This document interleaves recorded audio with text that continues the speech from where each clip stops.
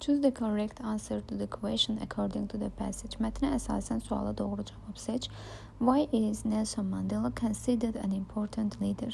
Nəyə görə Nelson Mandela vacib bir lider hesab olunurdu? Çünki deyə qeyd etsək, mətnimizdə də əsasən məlumatımızda qeyd olunur ki, yəni o birlik bərabərlik tərəfdarı idi. Mandela believed in equality and justice, dedicating his life to ending this unfair system deyə verilmişdi.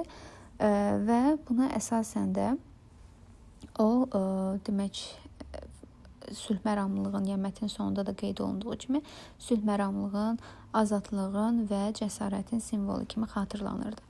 Və mətnimizə əsasən variantlara diqqət etsək, A variantında he ruled South Africa for many years as a king. Kral kimi bir neçə il Afrikanı, yəni Cənubi Afrikanı idarə edib. Afrikada prezident demək icra etmişdi, yəni vəzifəsini icra etmişdi. Kral yox və bu onun vacib lider olması mənasına gəlmirdi. He believed only in fighting, not in forgiveness. Yəni ki, mübarizə aparmağa yalnız inanırdı, bağışlamağa yox, yenə səhvdir. He became famous only after winning Nobel Peace Prize. O yalnız Nobel sülh mükafatını demək qalib gələndən sonra məşhur olub. Yenə yanlışdır məlumatımız. He was never imprisoned for his beliefs. İnançlarına görə heç vaxt həbs olunmayıb. 27 il həbs olunduğu üçün məlumat yanlışdır.